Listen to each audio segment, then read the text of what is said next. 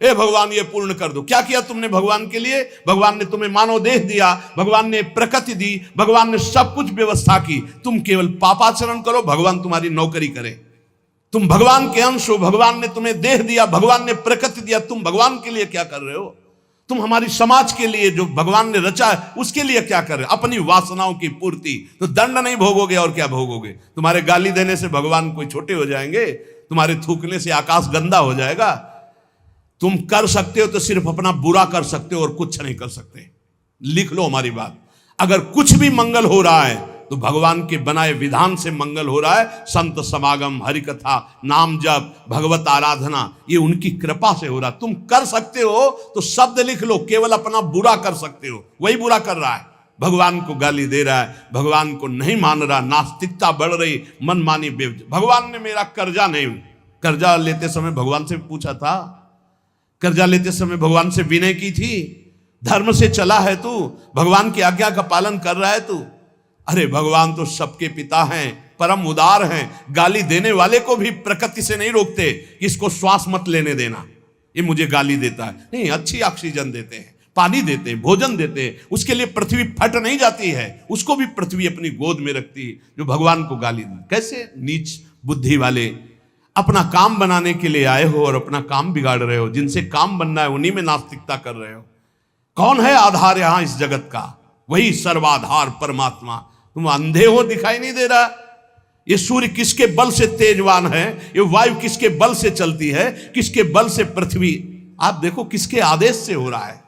एक जरा सा झटका आता है, प्रांत का प्रांत चकनाचूर हो जाते हैं। वो सामर्थ्यशाली भगवान है। तुम्हारे कुछ कहने से होगा? चींटी की तरह पिस जाओगे। उसकी शक्तियां अनंत हैं।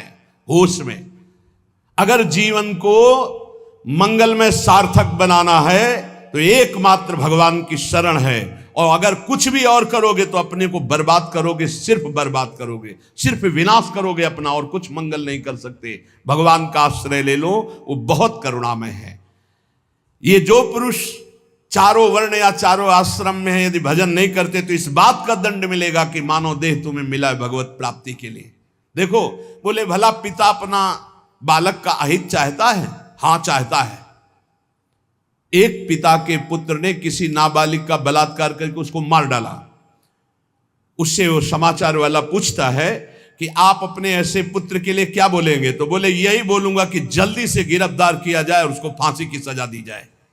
मेरे बालक ने ऐसा अपवित्र कार्य किया, मैं कभी देखना नहीं चाहूंगा कि वो मेरे सामने आवे, उसको जल्दी से जल्दी पकड़ा जाए। और ये जब एक साधारण पिता ऐसा बोल सकता है तो असाधारण पिता जो धर्म के विरुद्ध चलेगा, तिनकर काल रूप में भ्राता, वो भगवान साक्षात धर्म स्वरूप है। कोई धर्मात्मा पिता नहीं चाहेगा कि उसका पिता अपवित्र कार्य करे और उसे गले से लगाए।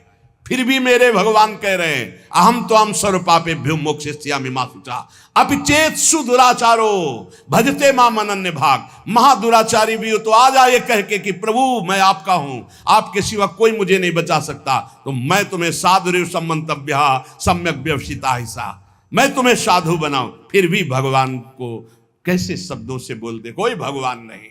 मन मानी आचरण करो, पता चल जाएगा भगवान है कि नहीं। अंतिम समय तक तो पता चल जाए। एक डॉक्टर बोले थे हमसे, जब गंगा किनारे भ्रमण करते थे, बहुत अमेरिका से पढ़ के आए थे, मार विज्ञान छांटते चले जाए, कौन भगवान, कैसा भगवान, क्या। अब गंगा किनारे तो एक अलग रहनी थी, उदासीन, ना बोलना किसी से। तो उनसे कहा नहीं, ऐसा अपमान मत करो, भगवान अब कैसे हम तुम्हें छाती चीर के दिखावें कि हैं हम ऐसे जी रहे हैं, ये साधु महात्मा ऐसे जी रहे हैं, केवल हवा में जी रहे हैं, नर्क स्वर्ग की चाह नहीं। लेकिन छाती से कहता हूं, हृदय से कहता हूं, त्रुटि हमारी, करुणा उनकी। अगर कहीं भी हमें कुछ भी असंतोष हुआ है तो मेरे आचरण का, मेरे विचार का, मेरी क्रियाओं का हुआ है, और उनकी कृपा का वार पार नहीं। अपार करुणा बरुणालय। और मिलना, तुम बहुत दूर हो हमसे, तुम दूर हो, लेकिन मेरे प्रिया प्रीतम मेरे से दूर नहीं। अब वो कोई ऐसी दूरबीन नहीं कि मैं तुम्हें दिखा सकूं कि देखो। ये हम कोई प्रमाण तुमसे नमस्कार नहीं चाहने के लिए कह रहे, ये इसलिए कह रहे कि प्रभु कितना प्यार करते, तुम्हें कैसे बताऊं। हजारों प्राण हो तो न्यौछावर कर दे, ऐसा प्यार करते हो, ऐसे नहीं को स्वप्न में आके प्यार करते हो, भाव में आके प्यार करते हैं। जैसी भावना करोगे वैसे ही तुम्हें अनुभव कराएंगे। वो हैं, प्रत्येक कण में है, प्रत्येक क्षण में वो मेरे साथ है। ऐसा बिल्कुल माइक से कह रहा हो, आचार्य बल से, गुरु बल से, कि विश्वास करो वो केवल ध्यान का विषय नहीं है, वो केवल भजन का विषय नहीं है। वो मित्र की तरह मिलते हैं, वो संभाषण करते हैं, वो साथ खेलते हैं। पर ये बात वही देख सकता है जो उन तक पहुंच चुका है, जो उनके चिंतन में तन्मय है। अन्यथा ये मायाकृत नेत्रों से बात नहीं देखी जा सकती।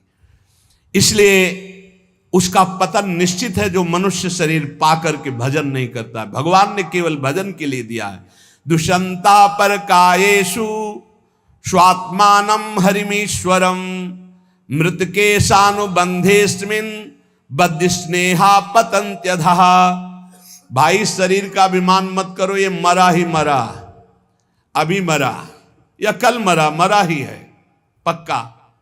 मृत्यु प्रतिपल साथ है। ये शरीर मृत शरीर समझो, कब छूट जाए कुछ पता नहीं। इसके संबंधी भी छूट जाएंगे।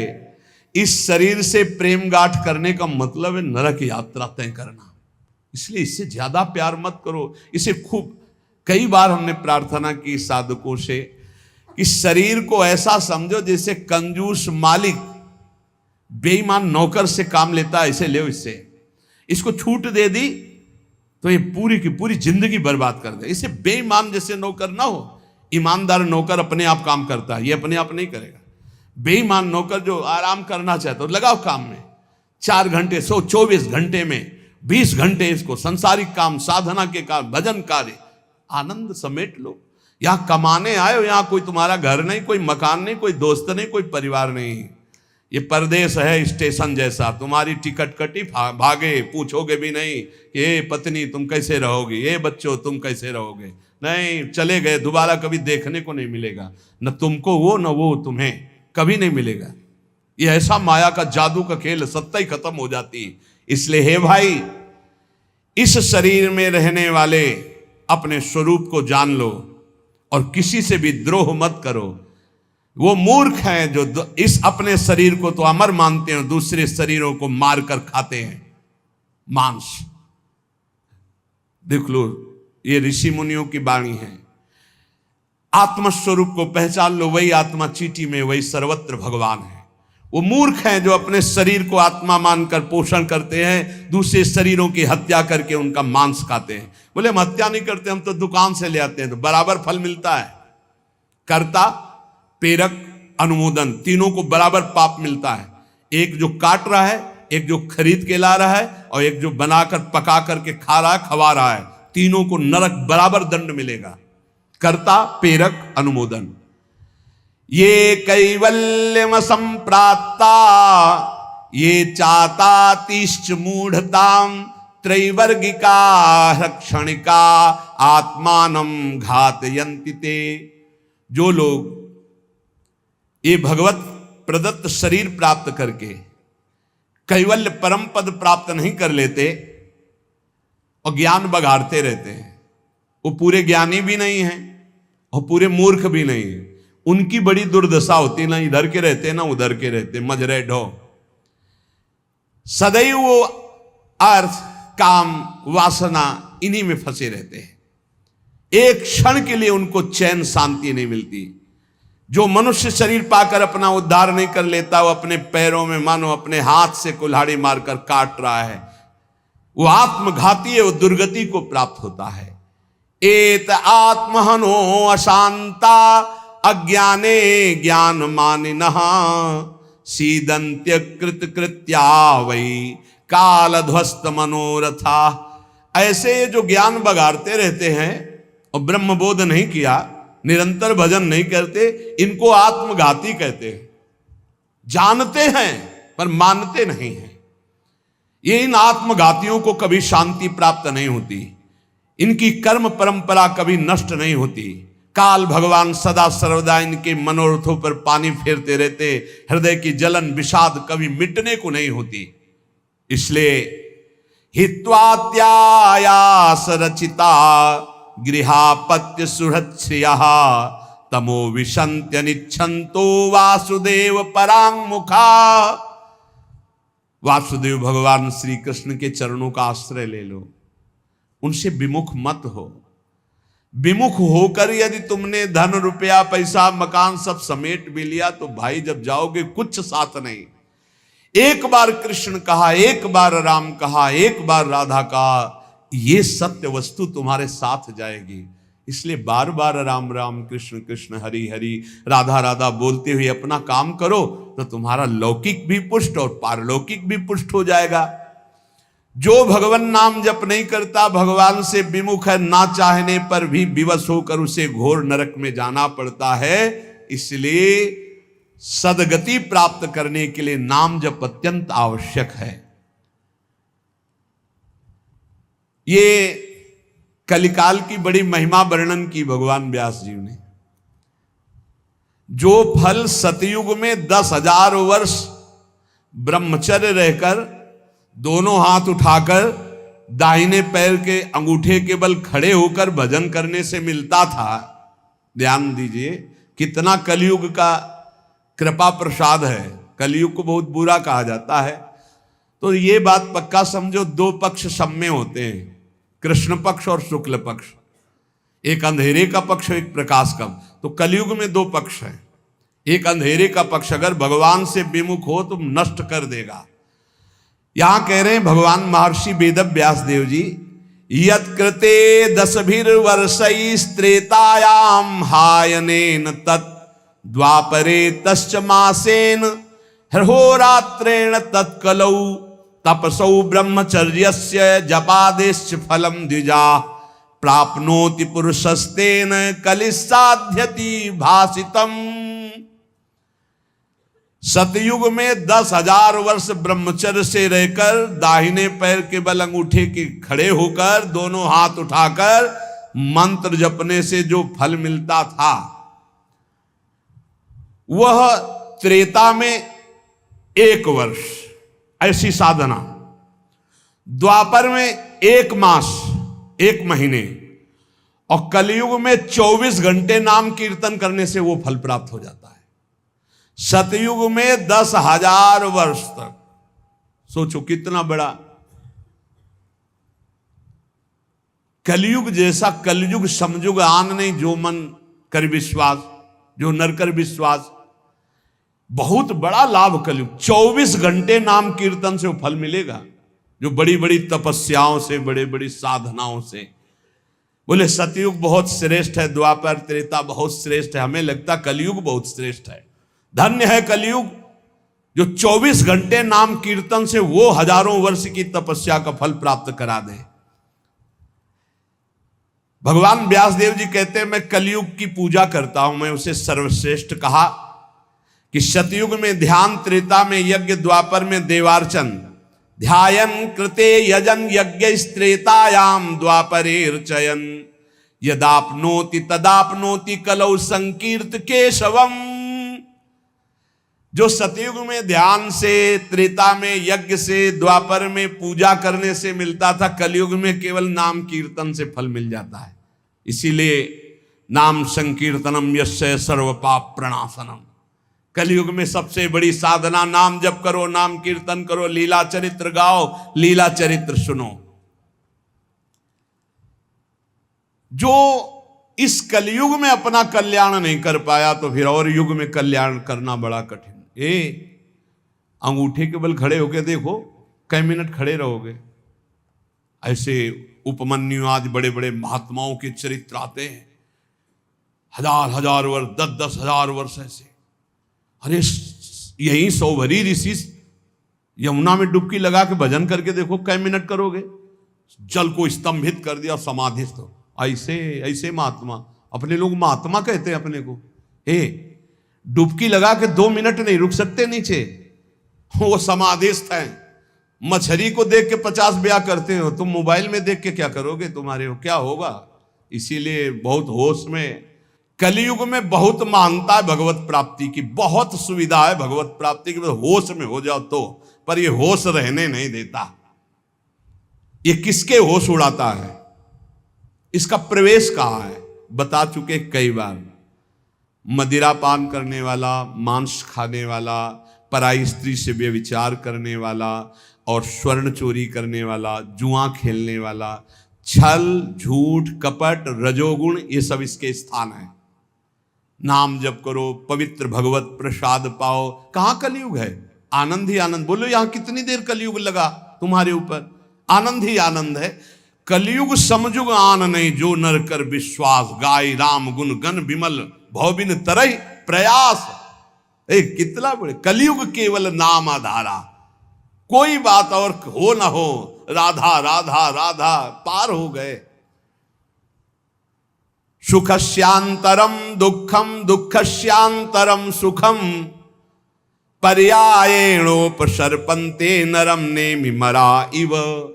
भाई जैसे रात के बाद दिन आता है, दिन के बाद रात आती है, ऐसे तुम सुख में हो तो दुख आने वाला है, तैयार हो जाओ। और दुख में हो तो सुख आने वाला है। सुखम शांतरम दुखम, दुख शांतरम सुखम, भगवान व्यासदेव जी कह रहे हैं। ये पक्का तुम्हारे पूरे जीवन क्रम लगा रहेगा, क्योंकि तुम्हारा प्रारब्ध रच चुका है।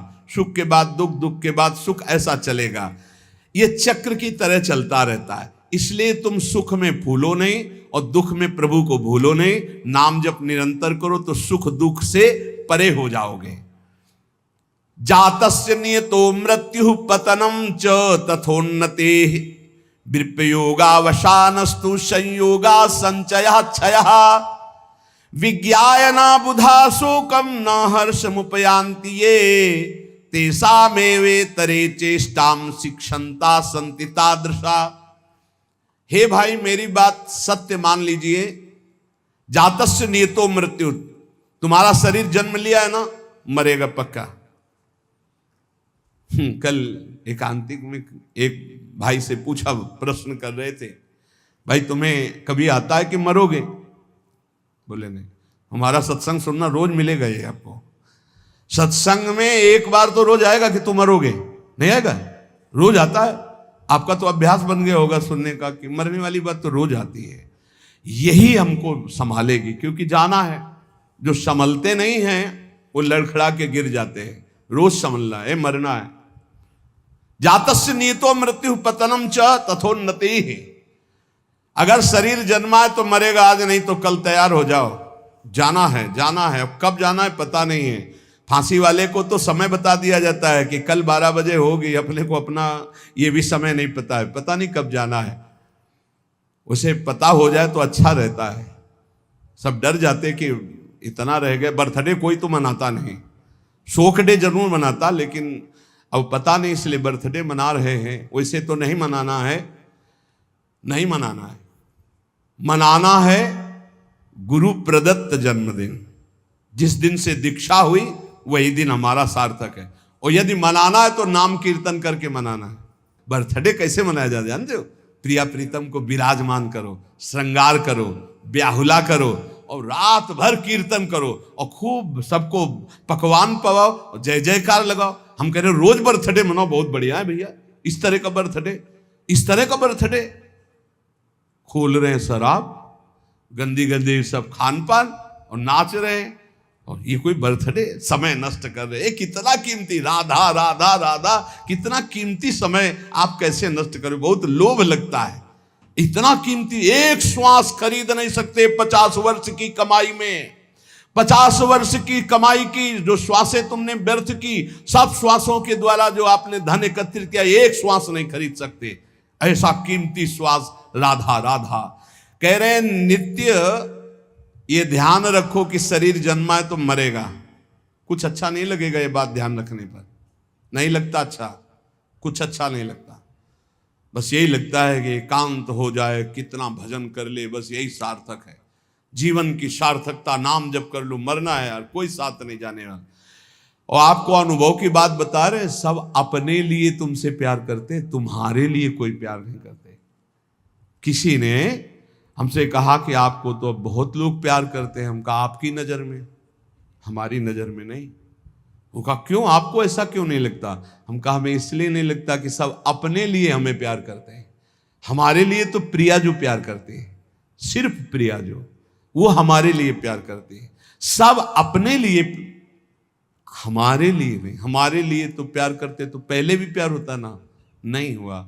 हमारे लिए तो प्रिया जो पहले भी प्यार करती थी अब भी प्यार करती है, और वो करती ही रहेंगी क्योंकि उनका स्वभाव है ऐसा।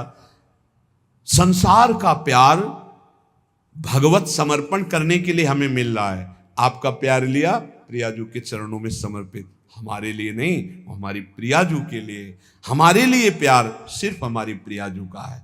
आप प्यार करते हैं प्रियाजू के लिए, आप प्यार करते हैं, उस प्यार को प्रियाजू के चरणों में हम चढ़ाते हैं। वो प्यार मेरे लिए नहीं, वो प्रियाजू के लिए, जिससे आपको प्रियाजू कृपा करके प्यार करें, आपका दुख नाश करके परम सुख प्रदान करें।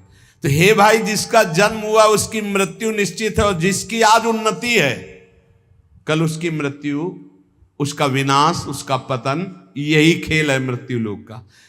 ये बात परसों सत्संग में कही थी। पहले ये नहीं था और बाद में भी ये नहीं रहेगा। हे अर्जुन, ये बीच में दिखाई दे रहा है, इसलिए इस पर विश्वास नहीं। कभी भी उन्नति को उन्नति रूप में स्थायी कहीं नहीं पाया गया, वो अवनति में आई। कभी भी अवनति सदैव अवनति नहीं बनी रहती, वो उन्नति को प्राप्त होती। एक चक्र चल रहा है, इसलिए अभिमान मत करो, फूलो मत, निरंतर भजन परायण रहो। मोहादधर्म या कृत्वा पुनः समनुतप्यते, मना समाधि संयुक्तो नशा सेवते दुष्कृतम। ये जो मोहवश अपने शरीर को अविनाशी मान करके पापाचरण करते हैं, ये सच्चे हृदय से प्रायश्चित कर ले, नहीं तो नष्ट हो जाएंगे। हर पाप बम की तरह जमा हो रहा है तुम्हारा, जब फूटेगा ना बिल्कुल नष्ट कर देगा, किसी काम का नहीं रखेगा। जो जो तुम जान रहे हो कि पाप हो रहे हैं, इनका फटाफट प्रायश्चित कर लो, पाठ के द्वारा, भजन के द्वारा, संत महापुरुषों की सलाह के द्वारा उनको नष्ट कर दो। नहीं, वो जब वृक्ष रूप हो जाएंगे तब फिर तुम नष्ट नहीं कर पाओगे। एकाग्रता पूर्वक देखो तुमसे कौन कौन पाप हो रहे हैं, वर्तमान में कौन कौन पाप हुए हैं, उन पापों का क्या प्रायश्चित है, उनका प्रायश्चित कर लो। यथा यथा मनस्तस्य दुष्कृतम कर्म गर्हते, तथा तथा शरीरम तु तेना धर्मेण मुच्यते। जैसे जैसे आप जलोगे अंदर से, अरे कैसे पाप हो गया, कैसे हटे, हे भगवान मैं बहुत परेशान हूं, ये नीच मन मुझे बहुत जला रहा, रो लिया, पाप नष्ट हो गया। ड्रामा नहीं, असलियत में जैसे जैसे तुम उस पाप कर्म की निंदा करोगे अंदर से, धिक्कार है, धिक्कार है, कैसे हो गया मेरे से, प्रभु कैसे हो गया, नाथ मुझे बचाओ, ये अंदर जलोगे तो कह रहे हैं वो पाप कर्म नष्ट होना प्रारंभ हो गया। त्यों तुम्हारा शरीर निर्मल होना शुरू हो जाएगा। और यदि प्रायश्चित नहीं किया तो शरीर दंड मिलेगा। इसीलिए जैसे कोई तुम्हारी निंदा कर रहा है, कोई तुम्हारा अपमान कर रहा है, तुम्हारा मन जल रहा, सह लो, तुम्हारे पाप नष्ट कर रहा है वो, बड़ी कृपा है उसकी हमारे ऊपर कि बिना शारीरिक दंड के वो मन को जला करके हमारे पापों को भस्म कर देता है। यदि आपने प्रायश्चित नहीं किया, आपने पाठ जप तप के द्वारा पाप को नष्ट नहीं किया, तो वो दंड देगा। एक और उपाय बता रहे हैं, यदि विप्रा कथयते विप्राणाम धर्मवादिनाम ततो अधर्म कृतान क्षिप्रम अपराधात प्रमुच्यते। यदि ब्रह्म ऋषि कोई महात्मा, एक तो सुनेंगे ही नहीं, और यदि वो आपकी बातें सुन लें कि आप उनसे कह दें कि मैंने ये पाप किया है, अब इसका क्या प्रायश्चित है, यदि वो कह दे जाओ ऐसा कर लो, तो उसी कृत्य से आपका सारा पाप नष्ट हो जाएगा। अगर वो ये कहते हैं अरे कुछ नहीं करना, सब ठीक हो जाएगा, जाओ, बिना कुछ किए सारे पाप नष्ट हो जाएंगे। इतनी महिमा गुरुदेव की, ब्रह्म ऋषियों की। यदि विप्राह कथयते विप्राणाम धर्मवादिनाम ततो अधर्म कृतात विप्र अपराधात प्रमुच्यते। वो अपराध रहित हो जाएगा। अगर वो कहते जाओ जाओ, अच्छा कुछ नहीं, सब ठीक हो जाएगा, बिल्कुल उसका कोई प्रायश्चित नहीं करना पड़ेगा और कोई कर्म वो दंड नहीं देगा, पर दोबारा नहीं होना चाहिए। एक ध्यान रखिए, क्षमा उसी का होता है जो पुनः नहीं करता, अगर पुनः करता है तो फिर वो मिल जाता है। प्राण यात्रा निमित्तम च व्यंगरे भुक्तवज्जने काले प्रशस्त वर्णानाम भिक्षार्थी पर्यटेत गृहान। विरक्त उपासक को चाहिए कि अपने जीवन यापन के लिए केवल उतनी ही भिक्षा ग्रहण करे जिससे पेट पोषण हो जाए, बस। ये आप लोगों के लिए बहुत बढ़िया है। देखो, किसी से मांगना नहीं, कोई संग्रह नहीं, कोई परिग्रह नहीं। रोज का रोज जो श्री जी का प्रसाद खाओ, रात दिन भजन करो। काहे प्रपंच में फंसते हो? ये रुपया, ये मोबाइल, ये संसारी लोगों से मिलना जुलना, ये गुरु कृपा से ही बचा जा सकता है, अन्यथा भारी प्रपंच है। रुपये में एक भारी दोष है, 99 का चक्कर नहीं हटता रुपये में, ये भारी दोष है। 100 जमा हुए तो 110, 120, 130 जमा करते करते मर गया, चवन्नी खर्चा नहीं किया, नरक गया। बहुत बहुत विचित्र है। भगवान बचावे। जैसे कंचन दलदल, वैसे कामिनी दलदल, वैसे कीर्ति दलदल। इन दलदलों में जो गिरा तो गुरु कृपा बचाए, तो बचाए, नहीं निकल पाना मुश्किल है। बहुत खतरे का दलदल है, ऊपर से एकदम रोड जैसा दिखाई देता है, और गए तो बस निकलने लायक नहीं रहोगे। कंचन कामिनी कीर्ति का दलदल। जीवन निर्वाह के लिए बस उदर में डाल लो, खूब डट के भजन करो, भगवत प्राप्त हो जाओ। जितना कम से काम चला लो, उतना ही अपना भजन बचा लो। एक बार गिरिराज जी में जब पूज्य पंडित गया प्रसाद जी की समाधि, तो गुरुदेव भगवान ने कहा, इनका प्रकाश जानते हो क्यों हुआ? 45 वर्ष की अवस्था में गिरिराज जी महाराज के समीप विरक्त होके रहे, पर जिस दिन से विरक्त हुए उस दिन से कभी पैसा नहीं छुआ बाबा ने, कभी बाबा ने स्त्री स्पर्श नहीं किया, कभी बाबा ने प्रणाम नमस्कार स्वीकार नहीं किया। कंचन कामिनी कीर्ति तीनों पर विजय प्राप्त की हुए होने के कारण बहुत जल्द 45 वर्ष गृहस्थी में रहे, बहुत जल्दी इतना प्रकाश हुआ वैराग्य का। भाई जी जब पधारे थे तो बाबा को ऐसे दिव्य देह में दिखाई दे रहा था, भाई जी जा रहे, पंडित गया प्रसाद जी महाराज। एक काहे को अपना भजन बिगाड़ो? गुरु कृपा से भरण पोषण हो रहा, चकाचक खूब भजन एकत्रित करो। जितने से उदर पोषण हो जाए उतने ही भोजन पर अधिकार रखो, खूब भजन करो। भिक्षान्न है ये, आकाश वृत्ति से यहां आता है, और वैसे भी भिक्षा तेहरा से मांग के रोटी लाई जाती। खूब भजन करो भाई यार, डट के। भजन ही जीवन का सार है। भिक्षा मिले तो हर्ष, और ना मिले तो शोक ना करे।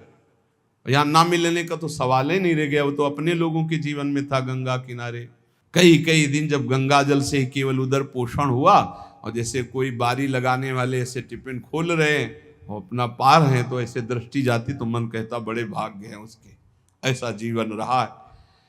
बोले किसी के भी प्रति ना आदर सत्कार मिलने पर प्रियता, और ना अपमान घृणा होने पर नफरत। मान लो कोई हमारा अपमान कर रहा है, घृणा कर रहा है, तो हमारे अंदर नफरत ना आवे उसके लिए। कोई बड़ा आदर सत्कार कर रहा है तो कोई प्रियता ना आवे। ऐसे भगवत मार्ग में रोज का रोज ये अमृत में वचन सुन रहे हो, ये बहुत अमृत प्राप्ति कराने वाले हैं। यदा यदा ही पाखंड वृत्ति रत्रोपलक्ष्यते, तदा तदा कलेर्बुद्धि रनुमेया विचक्षणे। अब कलयुग का दोष कह रहे हैं। यदि पाखंड थोड़ा भी स्वीकार किया तो कलयुग तुम्हारी बुद्धि में सवार होकर नष्ट कर देगा।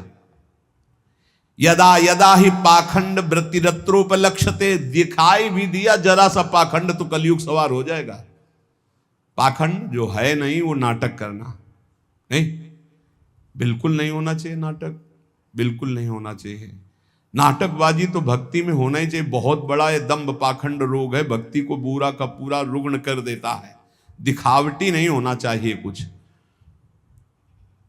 प्रभु सब कुछ जानते हैं यार, किसको दिखाना है, क्या दिखा। अच्छा सामने वाला दे भी देगा तो क्या, प्रणाम नमस्कार रुपया पैसा, इसके लिए भक्ति ही कर रहे हो तो हरि लक्ष्मी पति, दूसरे से क्या चाहिए। अगर जरा भी पाखंड हुआ तो कलयुग तुम्हारी बुद्धि को ग्रसित करके अनुमान भी नहीं लगा सकते कि कितना भ्रष्ट कर देगा। यदा यदा सताम हानिर्वेद मार्गानुसारिणाम तदा तदा कलेर्वृद्धि रनुमेया विचक्षणई। जब जब तुम वैदिक मार्ग का उल्लंघन करोगे, साधु पुरुषों की आज्ञा का उल्लंघन करोगे तभी तुम्हारी हानि करने वाला कलयुग तुम्हारी बुद्धि पर सवार होकर तुम अनुमान भी नहीं कर सकते कि तुम्हें कैसा भ्रष्ट कर देगा। प्रारंभाश्चा वशीदंती यदा धर्म कृताम नृणाम तदानुमेयम प्रधान्यम कलेर विप्रा विचक्षणे।